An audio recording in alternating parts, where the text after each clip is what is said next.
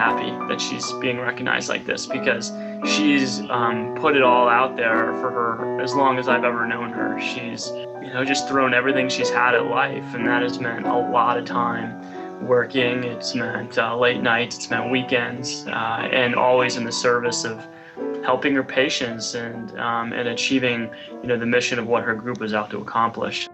As a woman, that to me was extremely important, to have that role model. Every once in a while, I'll catch myself doing something or saying something, a mannerism of hers, where I find myself saying, oh my gosh, I'm becoming my mom. And that always kind of makes me smile a little bit, because I can't imagine a better goal to have than to become just like my mom.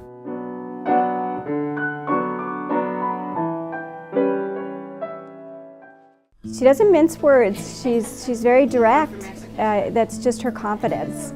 She works really well with others, but they see her as a leader. That comes through, it always has. She is just passionate about her work. Pat is very effective in getting things done. If you're in a meeting with Pat, she takes on a certain task. By the time you get back to your desk, there'll be an email saying that it's done, or here's the plan.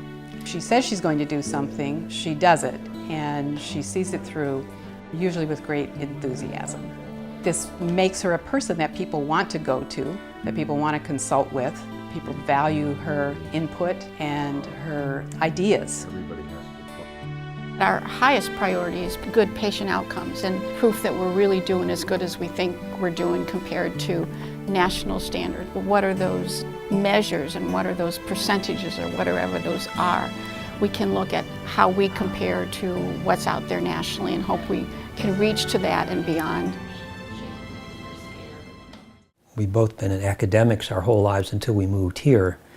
Became involved in pharmaceutical trials and drug trials and clinical trials of new pharmaceutical drugs, and actually has been one of the investigators for every new seizure medication that's come on the market in the last 25 years.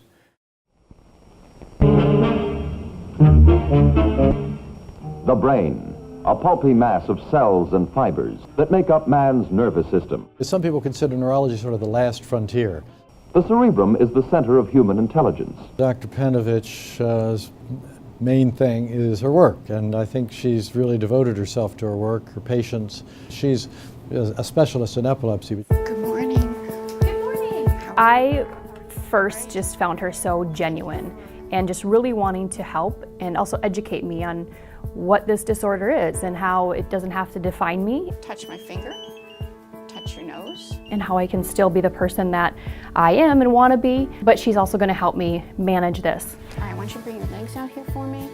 As a woman, one of the things that became important in taking care of patients with epilepsy is young women who can and do have babies and have epilepsy and are taking medications for seizures. So they have infants who are exposed to medications, they're exposed to potentially their mothers having seizures. So it always this very natural continuum, and then it became a very big passion of mine.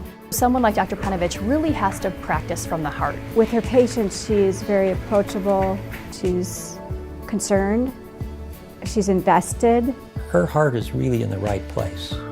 Epilepsy is an ancient disease. There's nothing new about it, and it's really had a lot of stigma across the cultures. There is a stigma about it, and things she's doing and even educating people like myself to kind of do away with that stigma and make sure that epilepsy doesn't define you. I owe her a ton of thanks for that. I always enjoy working with Pat because you never have to guess where she's coming from or what she stands for. She's very businesslike and to the point, but you know there's this underlining passion about making sure that we're doing the very best we can for people with epilepsy together.